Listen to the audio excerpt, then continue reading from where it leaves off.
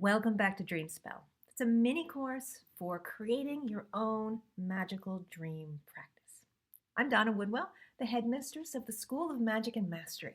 It's a place where you'll find courses, meditations, and community, all dedicated to helping you live your most magical life.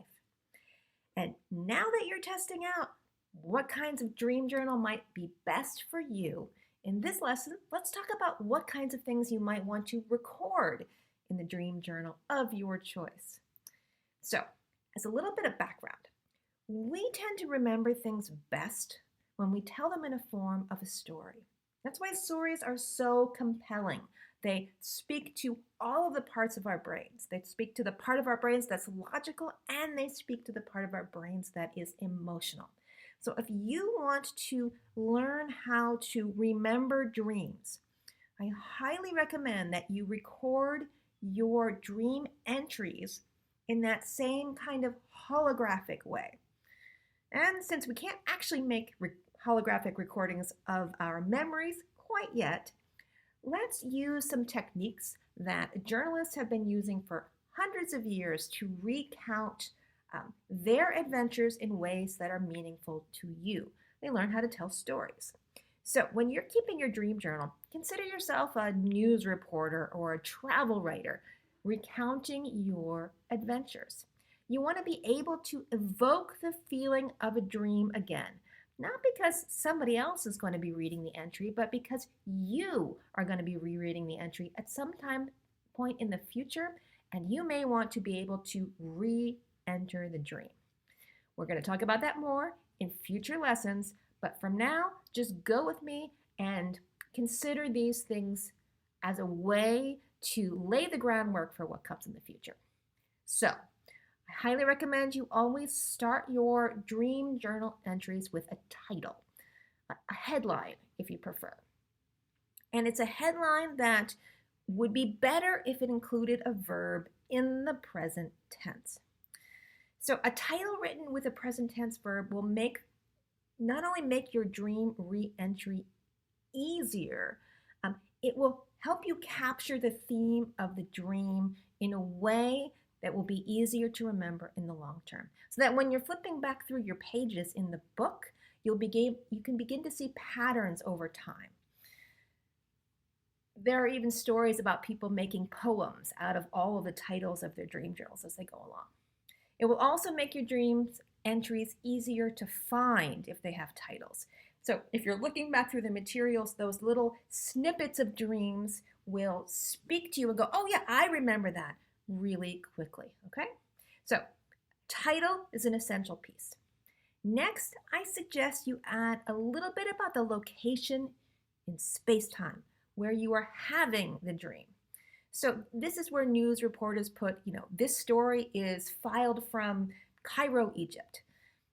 Reporters call this a dateline.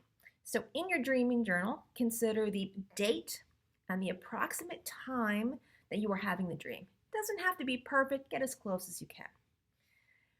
The location of the dream is the place where you were sleeping at the time you had the dream. If you want to add additional information, some people like to record the weather that they were having, whether it was hot or cold, whether it's outside or hot and cold in the room that you were in. And if you are of an astrological bent, you may want to include the moon phase, whether it's new or full or someplace in between. Or you could even use the date and time and location to come up with the information that you need to make an astrological chart for the dreams. There is a whole school of dream interpretation that relies on using astrological symbolism to interpret them. I may do some bonus videos of that when we get to the end of our dream spell course, okay? So, in addition to the title, include your dateline for the dream. Then you want to dive into the written account for as much as you can remember of the dream, right? When you first start out keeping your dream journals, there's probably things that you'll only get snippets here and there. The more you practice, the longer the accounts are going to get. When you're starting, try keeping the dream journal in present tense. What does that mean? Well, instead of writing, I saw a polar bear in a party hat, That's past tense. You might write, I see a polar bear in a party hat. So that when you go back to reread the recordings, it gives a sense of immediacy, like you are there. Again, this is going to help you keep the experience fresh in your mind and make it easier to work with the dream in case you need to re-enter it in the future. All right. In addition to present tense, consider trying to evoke a full body experience with your dream account. Paint the full scene with as much detail as you can remember. And that includes a full awareness of your sense of self. So that's emotions that you experience during the dream, whether you're bored or excited or afraid or anything else. We tend to remember the emotional content first. With a little more practice, you might remember the thoughts that you were having while you were dreaming, the judgments that you were making, the opinions or realizations about what's happening. When you get toward becoming lucid in your dreams, you're going to become more aware of your body parts, seeing your hands, the clothes you are wearing, those kinds of details. Write down the sensations that you have with your body, whether it's sounds, touch, taste, and smell. And eventually you're going to get to the quality of movement. Are you running? Are you walking? Are you going from the left to the right, from the right to the left? Whatever you happen to be doing, flying, swimming, those kinds of movements, as you become more aware of your physical body, become a more potent way of understanding the way the dream is moving, and eventually so that you can control what you are doing. Okay? All right, once you have your awareness of self, consider the awareness of your environment. So fill in all the environmental details. Are you in a city? Are you in a house? Are you out in a forest? Are you at the beach? Wherever you happen to be. The colors of the place, any objects that you find in the place, things that you're manipulating. Pay attention to transitions if you can remember them. Often in dreams, we go from place to another place, kind of like cuts in a movie. We don't see the in-between places. But those in-between transitional places can be really powerful, especially as you get into the work of shamanic dreaming, learning how to transition from one place to another in a dream under your own control.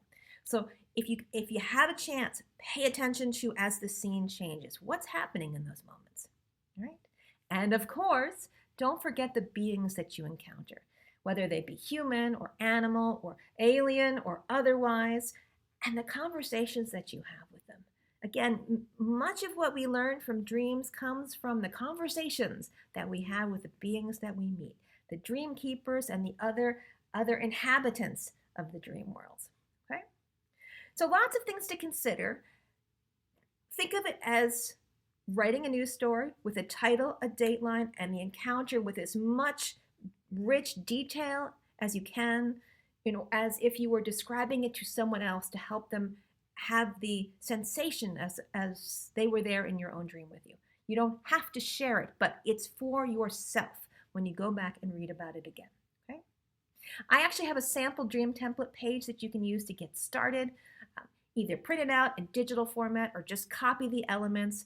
I'm giving these out to everyone who signs up for the official course using the link below. This week's ceremony is a special guided meditation to help you remember your dreams. In addition to your dream journal, you can also help tune your subconscious, give it the message that you would like to remember your dreams so you start to remember them faster. And both the template and the guided meditation are available to everyone who has officially signed up for the course for free. All you have to do is use the link below in the description of this video, and I will send you the instructions on an email once a week for how you can join us and all the other goodies that you get with this course. Well, thank you for joining me in this particular episode of our Dream Spell Journey. Again, I am Donna, and I'm so glad that you are taking this adventure with me. I hope you have many magical dreams.